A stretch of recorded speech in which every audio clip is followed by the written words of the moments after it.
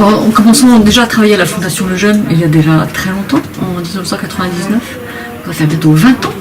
Voilà. Et puis ensuite, quand le cardinal 23 a demandé l'ouverture du procès de canonisation, l'association des amis du professeur Lejeune, donc qui est autre chose que la fondation, a demandé au père Jean-Charles Nau, qui était alors prieur de l'abbaye de Saint-Vendry, de devenir postulateur de la cause. Et le père Nau m'a demandé d'être vice-postulatrice. C'est comme ça que je suis rentrée dans l'aventure. Et puis ensuite, quand le procès de canonisation est parti à Rome en 2012, je suis moi-même devenue postulateur de cette cause. Elle est justement dans sa partie romaine, donc après la fin de l'enquête diocésaine qui a duré 5 ans.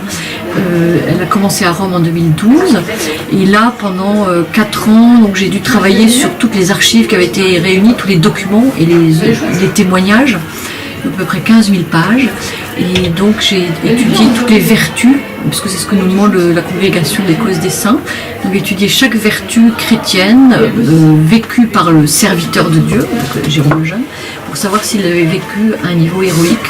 Donc on rédige une positio, donc cette analyse des vertus, et cette positio je l'ai finie et consignée à la congrégation des causes des saints en avril 2017, donc il y a maintenant 2 ans. Et maintenant, nous attendons que la congrégation étudie cette position et se prononce sur l'héroïcité des vertus. Donc vote. Voilà.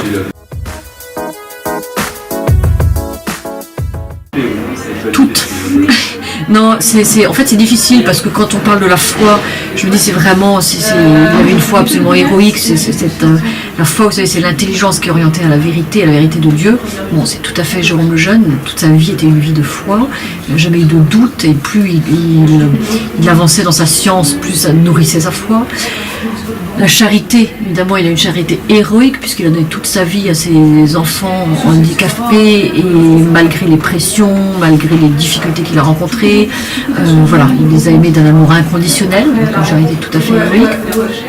Une espérance héroïque, parce que quand on travaille en ces matières, on s'engage dans le témoignage de la vie, le respect de la vie, on a beaucoup enfin voilà, on reçoit quand même beaucoup d'animosité, il a été victime quand même de pas mal d'agressions, et puis il y a beaucoup de combats qui sont perdus puisque les lois toujours plus transgressives sur la vie sont votées, etc. Donc on peut être assez sujet à la désespérance. Or Jérôme Lejeune a toujours gardé cette sérénité, cette espérance extraordinaire qui est vraiment la marque d'une vie de foi très profonde et d'une espérance en Dieu très accrochée. Et puis ensuite, si je passe sur les vertus cardinales, alors là, la justice, donc ça Jérôme Lejeune, c'est vraiment l'exemple même de justice. Il détestait le mensonge, il n'aimait que la vérité, donc il avait vraiment un sens de rendre à chacun ce qui lui est dû, ce qui est donc la justice, et donc de rendre aux enfants handicapés ce qui leur était dû, c'est-à-dire aussi le droit à la vie, le droit à être heureux, le droit d'être respecté comme ils étaient. Et puis la prudence, une prudence tout à fait héroïque, alors non pas la prudence au sens du monde, hein, où on croit qu'on est prudent en restant silencieux et en s'engageant pas, c'est tout le contraire, c'était vraiment la prudence au sens qu'est-ce qu'il est bon de dire, de ne pas dire, qu'est-ce qu'il est bon de faire, de ne pas faire, pour mieux servir la vie et la vérité. Beaucoup de gens aussi disent, Jérôme Lejeune, vraiment sa vertu principale c'était la force.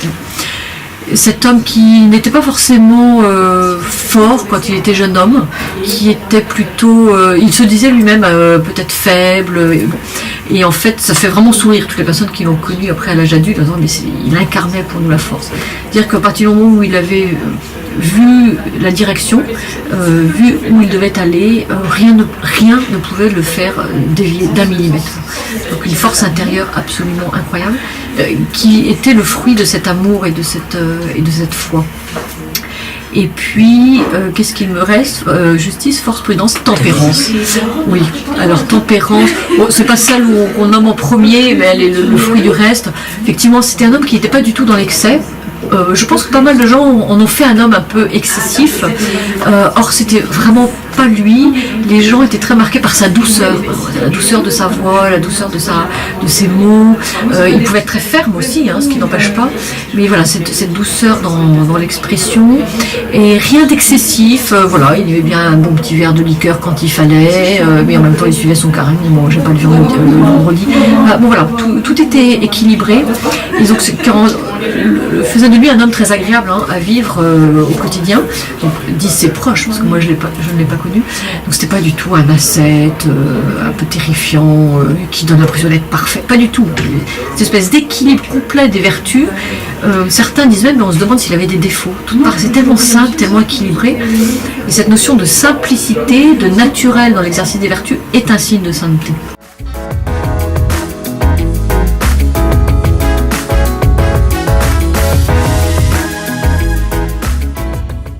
Alors, cette polémique, oui, dure depuis une dizaine d'années. Elles ont commencé, évidemment, après la mort de Jérôme Lejeune et même du professeur Turpin, ce qui en dit long quand même sur l'origine des polémiques, parce que attendre que tous les acteurs soient morts pour pouvoir les accuser, ça ne prouve pas quand même un grand courage. Oui, mon livre, je ne l'ai pas écrit en fonction de cette polémique du tout, parce que d'abord, il est bien antérieur dans l'élaboration des travaux. Par contre, effectivement, ceux qui veulent en savoir plus en lisant mon livre, je pense, auront beaucoup de réponses, parce qu'évidemment, je raconte toute la carrière de Jérôme Lejeune, toutes les différentes étapes de ses travaux, et donc notamment ses travaux sur la trisomie 21.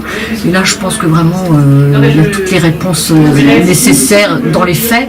À la différence de certains qui écrivent des romans sur le sujet, moi c'est vraiment un livre historique avec toutes les références, tous les documents, on a les lettres, les textes, voilà, donc tout est là, donc il n'y a plus qu'à lire.